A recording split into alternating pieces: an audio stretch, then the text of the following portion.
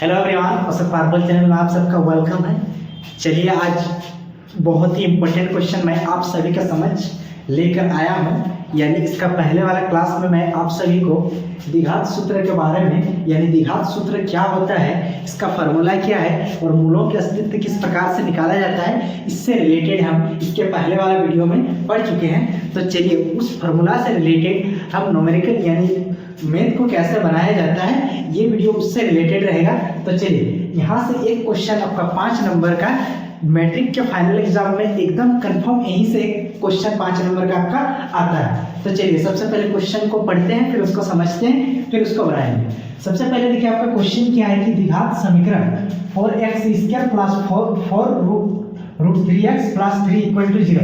यानी आपका क्वेश्चन में दे दिया है 4x² plus 4 3x plus 3 equal to 0 का विभक्तर का मतलब होता है आपको d का वैल्यू निकालना है। साथ में आपके पास d का वैल्यू निकालने के बाद द्विघाती सूत्र का प्रयोग करना है। उसके बाद आपको मूलों के अस्तित्व क्या करना पड़ेगा, निकालना पड़ेगा। यानी जो भी समीकरण दिया है आपका, क्या समीकरण दिया है तो देखिए, यानी 4x² प्लस आपका कितना दिया 4√3x प्लस आपका कितना दिया 3 इक्वल टू आपका कितना है 0। याद कीजिए इसके पहले क्लास में हम आपको बताए थे कि इसका मानक रूप क्या होता है, तो ax² plus bx plus c equal to 0। इसका मानक रूप क्या होता है, ax² plus bx plus c equal to क्या होता है 0। यानी द्विघात समीकरण का अगर मानक रूप का बात करेंगे तो क्या होता है ax² plus bx plus c equal to 0। हम आपको उसमें सिखाए थे कि x² के साथ जो भी चीज मल्टीप्लाई में रहेगा, गुना में रहेगा, उसको a लिखा जाता है। x के साथ जो भी चीज आपका मल्टीप्लाई में रहेगा, गुना में रहेगा, उसको आपको क्या लिखा जाता है, b लिखा जाता है। और जो किसी भी प्रकार का कोई गुना मतलब अचर राशि नहीं रहेगा, उसको चर राशि नहीं रहेगा, उसको क्या बोला जाता है, c बोला जाता है। तो देखिए x² के साथ गुना में कितना है तो बोलेंगे भैया कितना है 4 है, तो ये आपका कितना हो गया 4। उसके बाद x के साथ गुणांक कितना है तो 4√3 है, तो b इक्वल टू आपका कितना हो जाएगा, तो b इक्वल टू आपका हो जाएगा 4√3। ठीक है। और किसी भी प्रकार का कोई चर राशि आपका गुना में नहीं है तो वो कितना है आपका 3 है। सबसे पहले आपका क्वेश्चन में जो निकालने के लिए बोला गया है, क्या निकालने के लिए बोला गया है, d का वैल्यू। यानी d इक्वल टू फॉर्मूला क्या होता है आपका, विभक्तर equal to d equal to formula होता है b² माइनस 4ac। चलिए इस फॉर्मूला में डाल दीजिए। यानी b का वैल्यू कितना लिया है 4√3 का क्या होगा, होल स्क्वायर होगा। ठीक है। माइनस आपका कितना है 4 ये आपका फॉर्मूला में 4 डाल दिए। उसके बाद a का वैल्यू कितना है 4, तो 4 भरे। उसके बाद c का वैल्यू कितना है 3। ठीक है। यहाँ पे एक चीज देख लीजिए, जैसे 4√3 है ना, इसका होल स्क्वायर क्या होता है, चलिए थोड़ा सा रफ में देख लेते हैं। क्या दिया 4√3 का होल स्क्वायर है। होल स्क्वायर का मतलब क्या होता है, सिंपल चीज जान लीजिए। जैसे 3 का होल स्क्वायर आता है, इनका मतलब क्या होता है 3 × 3, मतलब होल स्क्वायर यही चीज बताता है कि अंदर जो भी नंबर है वो 2 टाइम्स मल्टीप्लाई में है। कितना टाइम्स है, 2 टाइम्स मल्टीप्लाई में है। यानी 3 × 3 कितना हो जाएगा 9। सिमिलरली वैसे आपको इसमें क्या करना है, 4√3 गुना के रूप में 2 बार है, तो हम क्या लिख सकते हैं 4√3 इंटू कितना हो जाएगा 4√3। देखिए 4 को साथ गुना करेंगे, क्यों, क्योंकि रूट के साथ गुना आता है और रूट के साथ गुना आता है, तो 4 गुना 4 पे कितना हो जाएगा 16। ठीक है। √3 गुना √3 अगर बात करेंगे, देखिए √3 गुना √3 आपका कितना हो जाएगा √9 होगा। फिर ये जो √9 आ रहा है, √9 का अगर लोसो निकालेंगे, थोड़ा सा देख लीजिए, √9 का अगर लोसो निकालेंगे तो 3 3 3 है, 3 कितना 3 आया 2, तो 3 × 3। तो देखिए रूट का मतलब क्या होता है कि 2 संख्या में एक संख्या बाहर आता है। कितना संख्या बाहर आता है, 2 संख्या में एक संख्या बाहर आता है। यानी 2 × 3 में से 1 × 3 बाहर आएगा, इसका मतलब 3 × 3। तो 16 का पहाड़ा 3 बार पढ़ेंगे तो 16 3 कितना होता है 48। यानी जब 4√3 का होल स्क्वायर किया गया तो उसका जो फाइनल वैल्यू आया मल्टीप्लाई करके वो कितना आया 48। कितना आया 48। यहाँ पे माइनस है तो माइनस आप डाल दीजिए।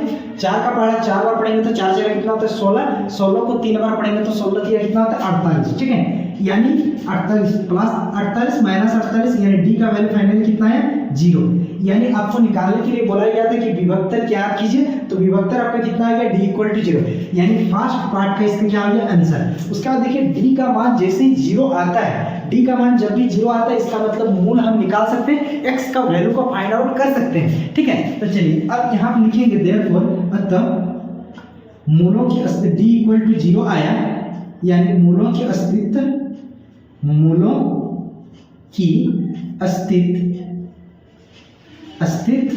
संभव है। यानी x का वैल्यू निकाल सकते हैं। लेकिन यदि d का मान 0 आता है तो दोनों x का वैल्यू आपस में क्या होता है, बराबर होता है। लेकिन 2 बराबर मूल होगी, बराबर मूल होगी। ठीक है, तो इसका देखिए जब भी d इक्वल टू 0 आया या फिर d ग्रेटर देन 0 आता है तो इन केसेस में, उन दो केसेस में कौन सा फॉर्मूला यूज किया जाता है? द्विघाती सूत्र। तो द्विघाती सूत्र क्या होता है? Minus B plus minus root under आपका क्या होता है? B square minus 4ac। ठीक है, बटा आपका कितना होता है? 2a। इस फॉर्मूला में हम क्या कर सकते हैं? उसको भर सकते हैं। तो चलिए थोड़ा अब इस फॉर्मूला में जैसे हम डाल देंगे, डालने के बाद आपका पूरा आंसर शीट निकल जाएगा। x का जो दो मान होगा, दोनों मान आपका x का क्या हो जाएगा? निकल जाएगा। चलिए अगर b का वैल्यू का बात करें तो b का वैल्यू देखिए फॉर्मूला में क्या है आपका? माइनस। ठीक है, उसके बाद देखिए b का वैल्यू कितना दिया आपका? माइनस b का वैल्यू कितना है? 4√3। तो माइनस 4√3, क्योंकि b के पहले माइनस है तो ये और माइनस को क्या कर दिए? उतार दिए, और b का वैल्यू कितना दिया? 4√3। यहाँ पे एक बार प्लस वैल्यू रखना है, एक बार क्या रखना है? माइनस। तो एक बार हम प्लस वैल्यू रखें। अब देखिए इसका वैल्यू आपको निकालना नहीं है, किसका? b स्क्वायर माइनस 4ac का वैल्यू नहीं निकालना, क्योंकि b स्क्वायर माइनस 4ac का पूरा वैल्यू निकाल के कितना आया? 0। तो यहाँ पर फाइनल क्या करना है? 0 भर देना है, बटा आपका 2 into a का अगर बात करेंगे तो a आपके पास कितना है? a आपके पास कितना है? तो 4 है, तो यहाँ कितना लिखेंगे? 4। ठीक है, अब देखिए अब आगे इसका देखिए माइनस कितना हो जाएगा? 4√3 हो जाएगा। देखिए ये रूट जो 0 है इसको थोड़ा सा समझिए, रूट कितना है? 0। इस 0 का हम ऐसा लिख सकते हैं 0 into 0। ठीक है, तो 2 to 0 में से 1 to 0 आपका कहाँ आएगा? बाहर आएगा। तो यहाँ पर प्लस हम कितना लिख सकते हैं? 0 अपॉन कितना हो जाएगा? 2 into 4। 0 के साथ यानी माइनस 4√3 को 0 के साथ जोड़ेंगे यानी कुछ फर्क नहीं पड़ेगा, तो माइनस 4√3 बटा आपका कितना हो जाएगा? 2 into 4। ये 4 और ये 4 आपस में कटा तो बचा कितना आपके पास? माइनस √3 बटा 2। अब थोड़ा सा आप समझिए, अगर मान लीजिए यहाँ पे जो हम प्लस 0 रखें, एक बार आपको रखना क्या पड़ेगा? माइनस 0 रखना पड़ेगा। क्या रखना पड़ेगा? माइनस 0। लेकिन यहाँ पर माइनस 0 रखेंगे फिर भी आपके क्या कुछ फर्क पड़ेगा? नहीं पड़ेगा।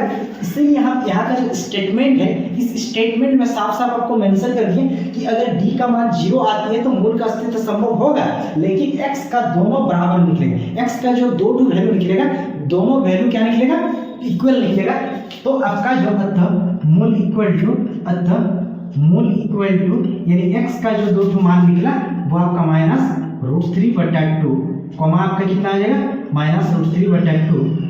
यही तो आपका फाइनल क्या हो जाएगा? आंसर। आपका क्वेश्चन में यही दो चीज निकालने के लिए बोला गया था। विभक्तर का मतलब होता है d का वैल्यू, और द्विघाती सूत्र का मतलब होता है x का दोनों वैल्यू आपको निकालने के लिए बोला गया। आई होप हमको लगता है कि आप इस क्वेश्चन के आंसर पूरी तरह से समझ गए होंगे। मिलते हैं नेक्स्ट वीडियो में, तब तक के लिए जय हिंद।